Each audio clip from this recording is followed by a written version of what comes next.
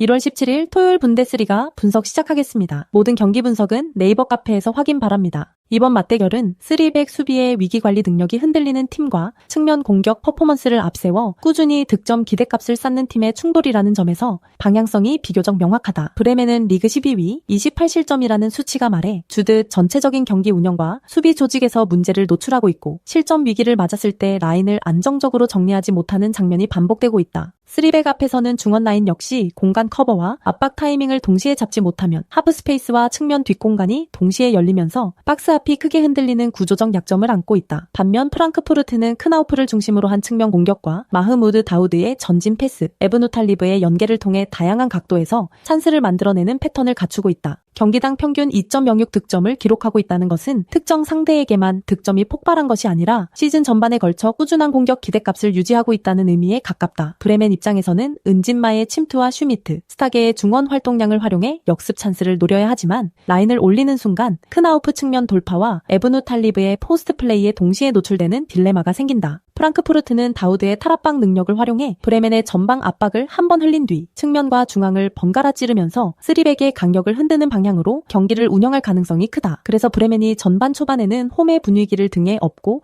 강하게 나올 수 있지만 시간이 갈수록 수비 강력과 체력 관리에서 약점이 드러나며 크나우프 쪽에서 균열이 생길 여지가 커 보인다. 프랑크푸르트는 평균 기대 득점이 2득점이 넘는 공격력을 바탕으로 한번 흐름을 타기 시작하면 득점 후에도 압박 강도를 쉽게 낮추지 않고 추가골을 노리는 성향을 보여왔다. 이런 스타일은 위기관리 능력이 불안한 브레멘에게 특히 부담으로 작용하며 한번 실점한 뒤 경기를 잠그기보다 추가 실점을 허용할 위험이 크다는 점에서 상성이 좋지 않다. 또한 프랑크푸르트는 상위권 경쟁을 위해 승점을 쌓아야 하는 입장이기 때문에 무승부에 만족하기보다 3경기치 결과를 한 번에 당겨오는 느낌으로 강하게 승점을 노릴 가능성이 높다. 브레멘이 세트피스 한두 번에서 득점 찬스를 만들 수는 있겠지만 오히려 세컨볼 처리와 라인 복귀 과정에서 다시 역습을 허용할 리스크도 동시에 안고 있는 상황이다. 결국 3백 수비진이 크나우프를 중심으로 전개되는 프랑크푸르트의 공격 퍼포먼스를 90분 내내 버텨내기에는 올 시즌 브레멘이 보여준 위기관리 능력이 부족하다는 판단이 우세하다. 종합하면 전술 완성도와 공격 기대값 그리고 위기관리 능력에서 나타나는 격차를 고려할 때 경기 흐름은 시간이 지날수록 프랑크푸르트 쪽으로 기울어질 가능성이 높다.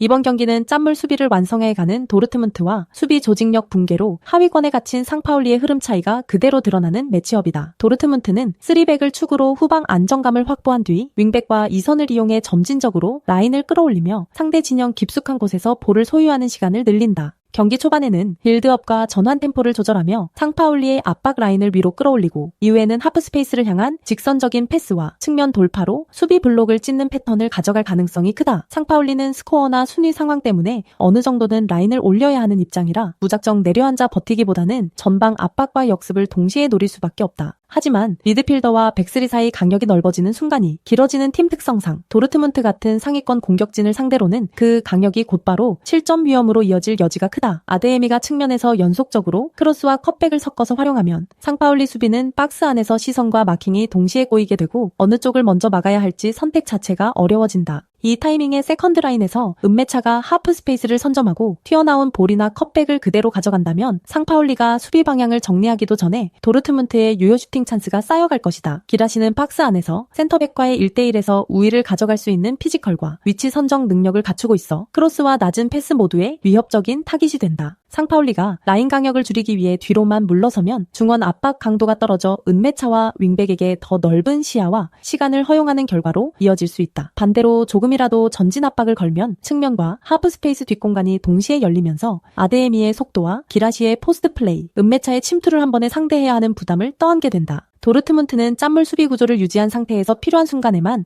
전방 압박 강도를 끌어올리며 위험 구간을 최소화하는 경기 운영을 가져갈 가능성이 높다. 상파울리는 세트피스나 롱볼 상황에서 아운톤지, 어빈을 활용한 한 방을 노리겠지만 조직적인 라인 유지와 세컨볼 경쟁에서 계속 밀리면 공격보다 수비의 에너지를 쏟아붓는 시간이 더 길어질 수밖에 없다. 결국 양팀의 수비 조직력만 비교해도 오늘 경기의 방향은 어느 정도 그려진다. 짠물 수비를 바탕으로 실점 자체를 억제하고 있는 도르트문트와 수비 불안으로 강등권에 머무는 상파울리의 대비는 이 경기에서 스코어와 내용 모두 한쪽으로 기울 가능성이 높다는 메시지를 던진다. 이번 경기는 공격 템포와 볼 순환 속도를 후반까지 끌고 갈 수 있는 팀과 경기당 2.25 실점을 허용하며 강등권으로 떨어진 수비 조직이 맞붙는 구조다. 볼프스부르크는 초반에는 안정적인 빌드업으로 상대 리듬을 탐색하다가 전반 중반 이후부터는 라인을 한 칸 더 올려 2선 삼각 편대를 하프 스페이스와 측면에 고르게 배치하는 방식으로 포백을 넓게 찢어놓으려고 한다. 하이덴하임의 포백은 수평 간격이 늘어나고 미드필드 라인과의 거리도 벌어지는 순간이 많기 때문에 이 구간에서 볼프스부르크의 전환 속도가 한 번만 빨라져도 곧바로 위협적인 장면으로 이어질 수 있다. 빈머가 측면에서 폭넓게 움직이며 크로스와 컵백을 교차해서 시도하기 시작하면 하이덴하임 수비수들은 페널티 박스 안쪽 제공권 경합과 박스 바깥에서 올라오는 슈팅 라인을 동시에 신경 써야 하는 상황에 내몰린다. 그 틈을 파고들어 마예르가 세컨드 라인에서 하프 스페이스로 날카롭게 침투해 들어간다면 수비시야 밖에서 들어오는 타이밍 러닝으로 박스 앞에서 완벽에 가까운 득점 찬스가 여러 차례 만들어질 가능성이 높다. 페이치노비치는 중앙에서 수비수와 몸싸움을 하며 시선을 끌고 빈머는 바깥에서 폭을 잡아 넓혀놓고 마예르는 그 사이 통로를 파고드는 형태의 삼각 패턴이 반복되면 하이덴하임 포백은 커버와 마킹을 동시에 맞추기 어렵다. 하이덴하임도 피링거를 축으로 역습 한두 번은 노릴 수 있겠지만 중원에서의 패스 완성도와 라인 강력 관리가 불안한 흐름이라 볼을 빼앗긴 뒤 다시 수비 블록을 정비하는 데 시간이 오래 걸리는 약점이 있다. 특히 수비 조직력은 하루에 고쳐지는 부분이 아니기 때문에 리그 17위까지 추락한 현재의 상황을 감안하면 이번 경기에서도 비슷한 실점 패턴이 되풀이될 가능성을 배제하기 어렵다. 볼프스부르크는 후반으로 갈수록 볼 순환 속도를 끌어올리며 좌우 전환을 반복하는 스타일이라 상대 수비에게 계속해서 체력 부담과 심리적 압박을 쌓아 올릴 수 있다. 그래서 경기 시간이 지날수록 하이덴하임의 태클 타이밍과 마킹 거리가 점점 느슨해지고 세컨볼 반응 속도도 떨어질 수밖에 없는 구조다. 그런 흐름이 누적되면 빈머의 돌파 이후 흘러나오는 볼을 마예르가 잡아 중거리 슈팅으로 연결하거나 페이치노비치가 박스 안에서 세컨드 볼을 마무리하는 장면까지 자연스럽게 이어질 수 있다. 결국 이 경기는 초반부터 한쪽이 밀어붙이는 압도적 전개라기보다는 후반으로 갈수록 공격 레이어와 볼 순환 속도의 차이가 뚜렷하게 드러나며 스코어가 벌어질 가능성이 있는 매치업으로 보는 편이 합리적이다. 그리고 하이덴하임의 실점 패턴과 수비 조직력의 문제는 시즌 내내 반복돼 온 부분이라 이번 한 경기만 예외적으로 버틴다고 가정하는 것 자체가 오히려 무리한 상상에 가깝다.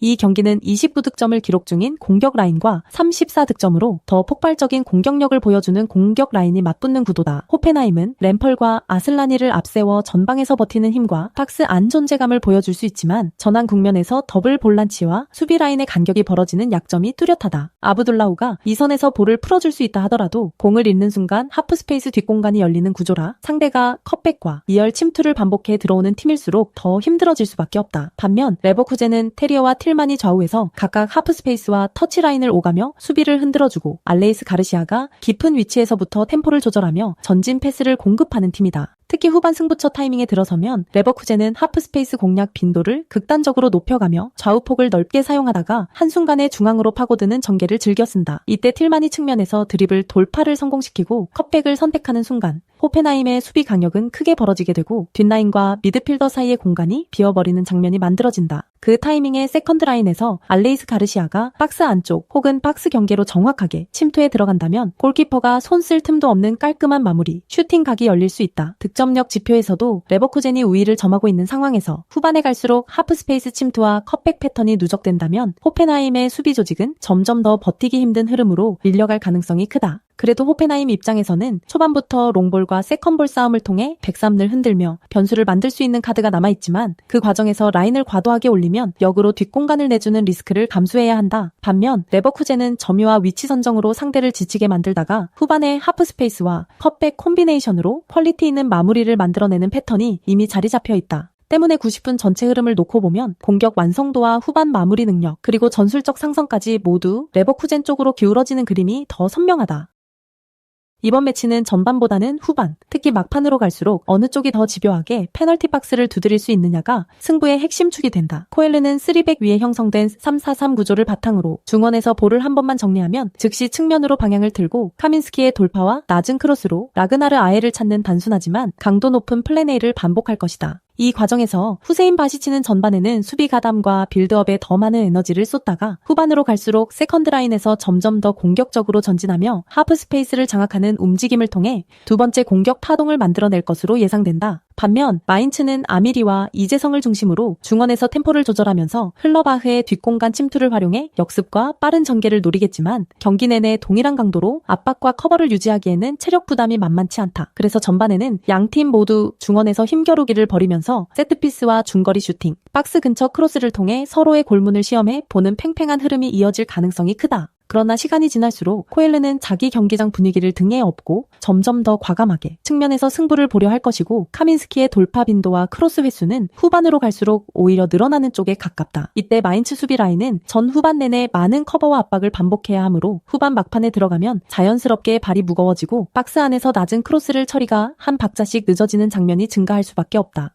바로 이 구간에서 라그나르 아에에가 제공권과 피지컬을 앞세워 수비수와의 경합에서 우위를 점하고 흘러나온 세컨드볼을 후세인 바시치가 하프스페이스에서 다시 주어 슈팅 찬스로 연결하는 그림이 설득력 있게 그려진다. 결국 코엘르는 후반 막판까지 페널티 박스를 파고드는 패턴을 멈추지 않으며 카민스키의 낮은 크로스와 후세인 바시치의 세컨드라인 가담을 통해 마인츠의 지친 수비를 상대로 절호의 득점 기회를 거듭 만들어낼 가능성이 높다. 마인츠도 역습과 세트피스를 통해 한두 번은 위협적인 장면을 만들 수 있겠지만 체력 저하와 라인 강력 붕괴가 본격화되는 후반 막판에는 승점 1점이라도 지키기 위해 점점 더 뒤로 물러나는 선택을 할 여지가 크다. 이렇게 되면 상대적으로 라인을 유지하며 계속해서 박스를 두드리는 쪽이 추가골의 확률을 가져가기 때문에 경기 흐름 자체는 코엘른이 후반 막판 스코어를 비틀어 승리를 끌고 오는 그림으로 기울 수 있다. 득점 양상도 코엘른이 주도권을 잡고 기회를 더 많이 만드는 가운데 마인츠가 역습 한 방으로 맞받아칠 여지를 남겨두는 형태라 완전히 잠겨있는 저득점보다는 한두 골 이상은 충분히 나올 수 있는 경기로 해석하는 편이 자연스럽다.